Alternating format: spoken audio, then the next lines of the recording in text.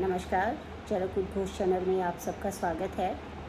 हम तस्य अशीति अध्याय में पिछले व्याख्यान में 21वें श्लोक तक पढ़ चुके हैं और आज हम 22वें श्लोक से इसके ऊपर अपनी वार्ता, अपनी चर्चा यहाँ प्रारंभ करते हैं। तो आज हम पढ़ेंगे वसंत ऋतु के बारे में। और इसमें क्या होता है, वसंते निचितः श्लेष्मा दृढ़कृत भाभी ईरितः कायाग्निम बाधते रोगांस तथा प्रकृते बहु। अब आ गई है वसंत ऋतु। अब शिशिर और हेमंत में काफ़ी सर्दी पड़ रही थी। हमने देखा कि बहुत सर्दी पड़ रही है और उसमें वो जो एक सीज़न था, वो जो एक ऋतु थी, उसके अंदर क्या होता है कि कफ जो है वो, क्योंकि उस समय आहार भी ऐसे लिए जा रहे हैं जैसे कि हमने बताया था कि क्योंकि अग्नि काफ़ी प्रबल होती है तो आहार कौन से लिए जा रहे हैं, गुरु, स्निग्ध, ये सब जो आहार हैं वो कफ की वृद्धि करने वाले होते हैं।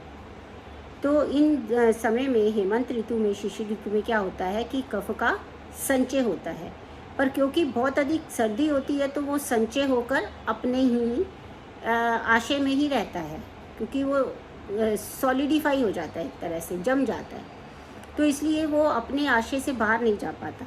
लेकिन वसंत ऋतु में क्या होता है, निचितः श्लेष्मा, जो कि संचय हो गया था जिसका, तो उसमें जो संचय हो गया था उसमें जो संचय हुआ, उस संचय के कारण मतलब जो श्लेष्मा संचित था ऑलरेडी हेमंत ऋतु में, वो संचित श्लेष्मा जो है उसमें दिनकृत भाभीरीरिता, जो दिनकर है यानी कि जो सूर्य है उसकी किरणें उस समय में प्रखर हो जाती हैं और उसकी जो किरणें निकलती हैं उसके कारण वो जो श्लेष्मा है वो पिघल जाता है। कायाग्निम बाधते रोगांस तथा प्रकृते बहुन, तो वो जब पिघल जाता है तो उससे वो क्या करता है कि वो जो अग्नि है, हमारे शरीर की जो अग्नि है, उसका शमन कर देता है और बहुत सारे रोगों को करने वाला हो जाता है। तस्मात्, इस कारण से, वसंते कर्माणि वमनादीनि कार्येत, इसलिए वसंत ऋतु में क्या करना चाहिए, वमन आदि करना चाहिए, वमन करवाना चाहिए। अभी आदि में क्या क्या आता है वो आगे बताएंगे कैसे, यानी कि गुर्व अम्ल स्निग्ध मधुर दिवा स्वप्नम च वर्जयेत। अब किन किन चीज़ों को नहीं करना चाहिए, वमन आदि कराना चाहिए, यानी कि लंघन का, ये जो वमन है उसको बाहर निकालने का, क्योंकि जब श्लेष्मा का प्रकोप होता है तो उसमें जो शोधन चिकित्सा दी जाती है उसमें सबसे प्रबल होता है वमन। जो उत्तम जो चिकित्सा बताई गई है कफ की, वो क्या बताई गई है, वमन बताई गई है। तो वमन करते हैं और फिर क्या क्या चीज़ों का निषेध करना है, गुर्व अम्ल स्निग्ध मधुरम दिवा स्वप्नम च वर्जयेत। तो इस ऋतु में क्या क्या करना होता है, गुरु, अम्ल, स्निग्ध, मधुर और दिवा स्वप्न यानी कि दिन में सोना, और ये सारे जो पहले हम आहार ले रहे थे हेमंत ऋतु में या शिशिर ऋतु में, उनको हमें वर्जित करना है, गुरु, अम्ल और स्निग्ध मधुर को वर्जित करना है, क्योंकि ये सब क्या करेंगे, ये श्लेष्मा की और अधिक वृद्धि करने वाले होंगे। इसके बाद में आता है क्या क्या करना है, व्यायाम उद्वर्तनम धूमम कवल ग्रहणम अंजनम सुखाम्बुना शौच विधिम शीलियेत कुसुमागमे। तो इसमें करना क्या है कि इसलिए वसंत ऋतु में व्यायाम करना चाहिए, उबटन लगाना चाहिए, धूम्रपान करना चाहिए, जो धूमपान हम स्वस्थ ऋतु में बता के आए हैं मात्रा शितीय में, उसी प्रकार से हर्बल धूमपान है।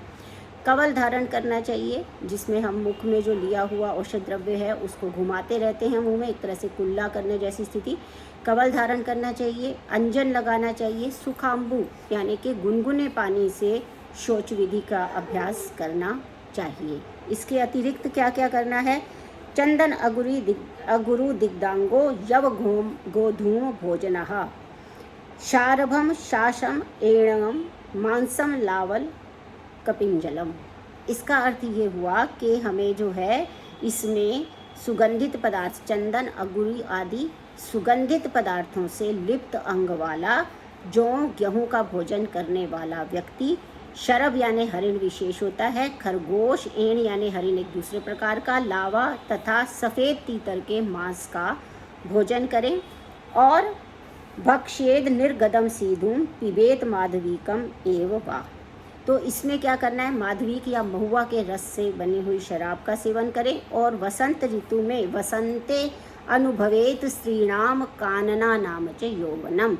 जब जो ये स्त्री है उसमें वसंत ऋतु में पुष्पित पल्लवित वनों उद्यानों और स्त्री के यौवन का अनुभव करे, अर्थात श्लेष्मा के क्षय के लिए थोड़ी मात्रा में मैथुन का सेवन करना। यहाँ पर बहुत अधिक मैथुन का सेवन करने के लिए नहीं कहा, जिस प्रकार से हमने हेमंत ऋतु में शिशिर ऋतु में पढ़ा कि उसमें तो वो उसके साथ जो है थोड़ा बहुत अगर उसको थोड़ा फोर्स भी करना पड़े तो भी वो मैथुन करता रहे, वो जो व्यक्ति है उसको अलाउड है।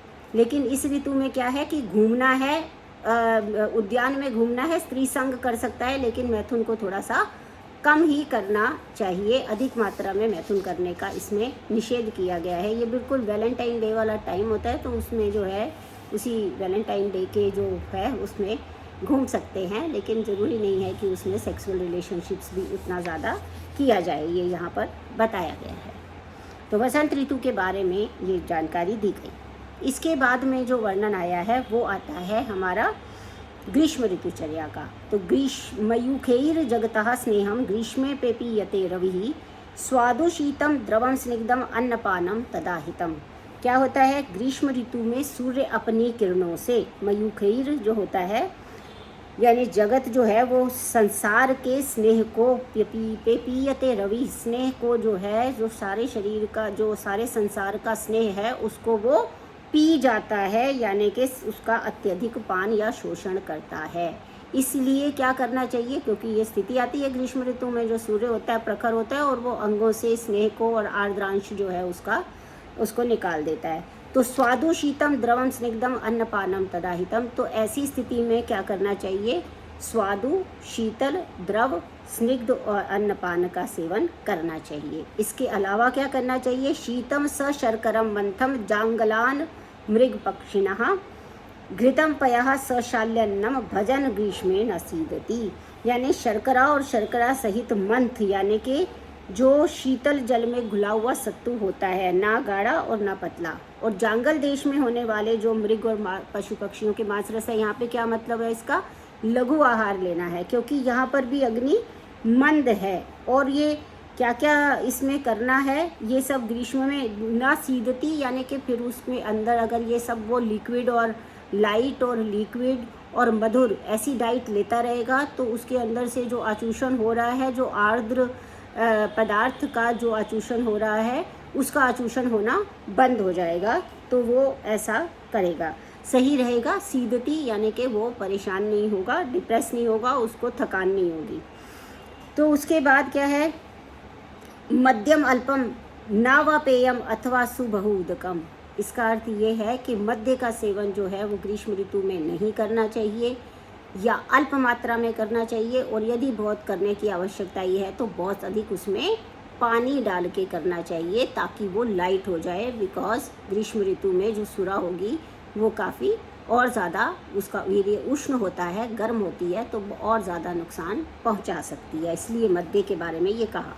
लवणाम्ल कटु उष्णानी व्यायामम च विवर्जित। अब इसमें क्या क्या चीज़ों का वर्जन करना है, लवण, अम्ल और कटु और उष्ण यानी कि जिनका वीर्य उष्ण है उनका त्याग करना है, उनका विवर्जन कर देना है। दिवा शीत गृहे निद्राम निशि चंद्रांशु शीतले भजेन च भजे चंदन दिग्दांगः प्रवाते हर में मस्तके। यानी कि दिन में जो है शीतल ग्रह में रहना, निद्राम निशि चंद्रांशु शीतले, और रात को चंद्रमा की शीतल किरणों के में सोना, और चंदन इत्यादि का जो है वो लेप लगाना है। और अपने यहाँ पर जो चंदन का जो लेप उसमें मुक्तामणि वगैरह, और इनका क्या है, शीतल प्रभात और भवन की छत पर शयन करना चाहिए, ठीक है। भजन और व्यंजनई पाणी स्पर्शई चंदन उदक शीतलई, इनके अपने ऊपर जो है वो हाथ के संस्पर्श युक्त पंखे की हवा का सेवन करना है। चंदन के पानी से सुशीतल, पानी से जो है वो उसको हवा करनी है, चंदन के पानी से सुशीतल है वो पंखा, हाथ से उसको पंखा करना है। और आसन का सेवन करे, सेव्यमानो भजे दास्यम मुक्तामणि विभूषिता। और उसमें क्या है, बैठना है और क्या करना है, सुखपूर्वक बैठे और उसके साथ मुक्तामणि और चंदन के पानी से सुशीतल उस पंखे का सेवन करे। काननानि च शीतानि जलानि कुसुमानि च ग्रीष्म काले निषेवेत मैथुनाद विरतो नरः। यानी कि मैथुन से विरत पुरुष, इसमें बिल्कुल भी मैथुन ना करने की सलाह दी गई है। जैसे कि जो वसंत ऋतु थी उसमें थोड़ा सा करने के लिए कहा गया था, लेकिन ग्रीष्म में वो कहता है कि उसको ना ही करे तो अच्छा है। और वो उद्यान में शीतल जल और पुष्पों का सेवन करे, जिससे कि ग्रीष्म में उसको लाभ हो। इसके बाद जो आता है श्लोक नंबर 33, उसमें कहते हैं आदान दुर्बले देहे पक्ता भवती दुर्बला स वर्षास्व अनिलादि नाम दूषणैर बाध्यते पुनः। अब आ गई इसके बाद में वर्षा ऋतु। वर्षा ऋतु में क्या कहते हैं कि आदान काल में, क्योंकि जो देह है वो काफ़ी दुर्बल हो गई है, क्योंकि अग्नि मंद थी तो उस तरह से सॉलिड खाना खाया नहीं गया, न्यूट्रिशन उतना लिया नहीं गया, और ऊपर से जो सूर्य है उसने सारा स्नेहांश आर्द्रांश चूस लिया है। तो ऐसी स्थिति में पहले से ही जो है आदान काल में उसको वो वीक है, दुर्बल है, तो उसकी जो पक्ता यानी कि जो जाठ रागनी है वो भी दुर्बल हो गई है। सो वर्षास्व अनिलादि नाम दूषण बाध्यते पुनः। तो उसके बाद वर्षा में जो है वो अनिलादि के दूषण से यानी वायु के दूषण से जो है वो बार फिर से बाधा पहुंचती है। और उसमें क्या होता है, भू वाष्पान मेघस्य निस्यंदात पाकाद अम्लाद जलस्य च वर्षास्व अग्निबले क्षीणे कुप्यांति पवनादयः। ऐसी स्थिति में क्या होता है कि भूमि से, क्योंकि ग्रीष्म ऋतु से जो तपती हुई गर्म हवा होती, गर्म धरती होती है, उस पर जब पानी गिरता है तो आप ये देखेंगे कि उसमें ह्यूमिडिटी बढ़ जाती है, उसे भूवाष्प कहते हैं। भूमि से वाष्प उठती है ना, भूमि से एक तरीके से इवेपोरेशन होता है। उसके बाद क्या होता है कि वो और ज़्यादा, क्योंकि वो आदान काल में है, वर्षा काल में वात आदि दोषों के द्वारा वो अग्नि जो है वो और ज़्यादा बाधित हो जाती है। और वर्षा ऋतु में भूवाष्प से, ग्रीष्म ऋतु में जो तपी हुई भूमि है उस पर वर्षा गिरने से जो भूवाष्प निकलती है, इवेपोरेशन होता है, उसके कारण जो है जल के अम्ल विपाकशील और मेघ के निस्यंद से यानी कि बादलों के टपकने से उत्पन्न निरंतर बनी रहने वाली आर्द्रता, आप बादल बरसते हैं तो निरंतर आर्द्रता बनी रहती है।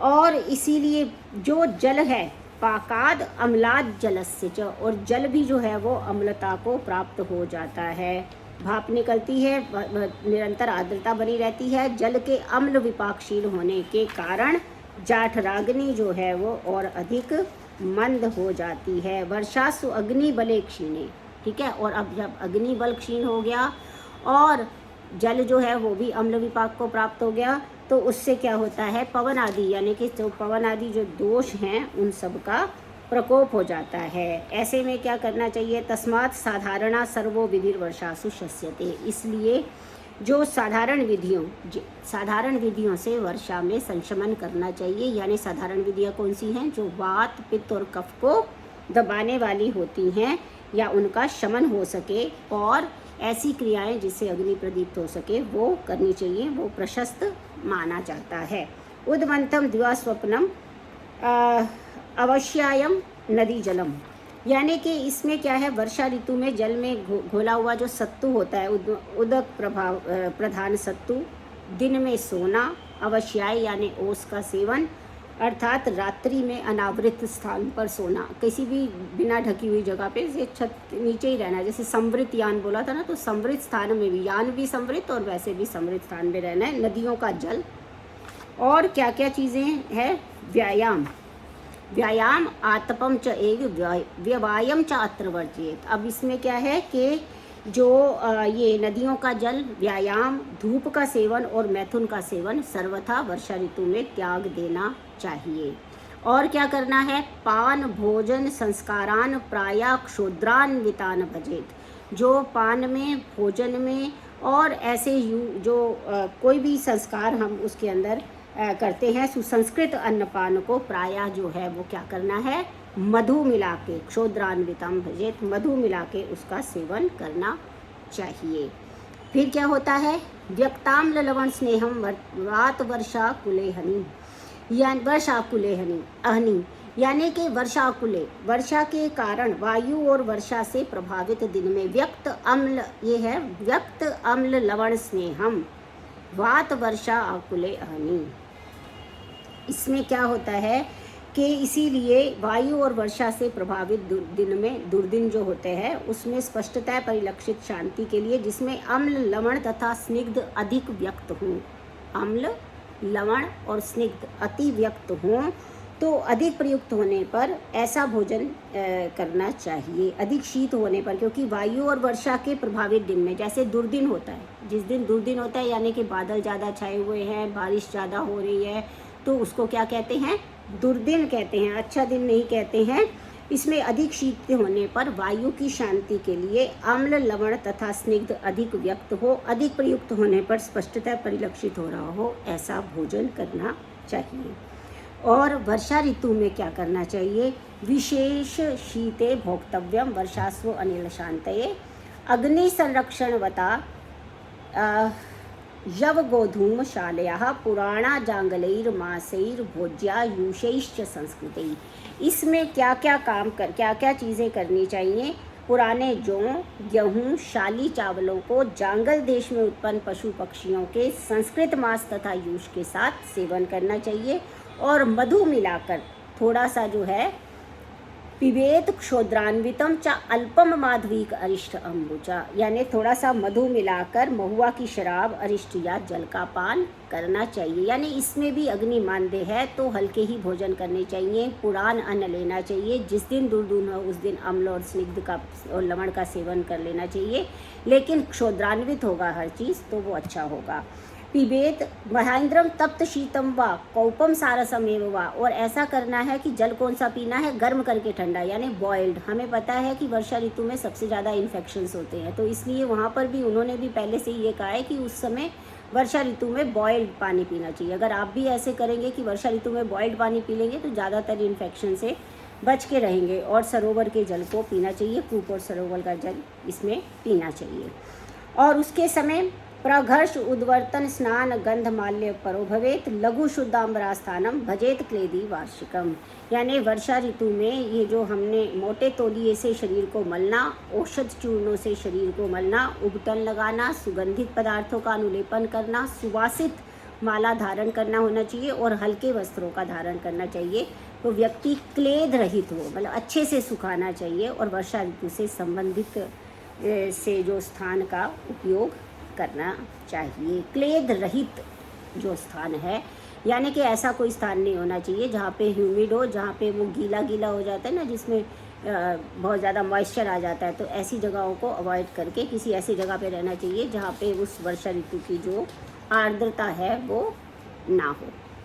तो आज के लिए हम इतना ही करेंगे, और अगली बार हम जो है शरद ऋतुचर्या पर चर्चा करेंगे। तब तक आप जो है ये इसको पढ़ते रहिए, और जो भी आपके प्रश्न हों वो आप ये कमेंट बॉक्स में डालते रहिए। आज थोड़ी सी छोटी रखी है क्योंकि हर एक ऋतुचर्या को आप ठीक से समझिए, नोट कीजिए जो जो पॉइंट मैंने आपसे कहे हैं, और हम उसको धीरे धीरे ही करके करेंगे।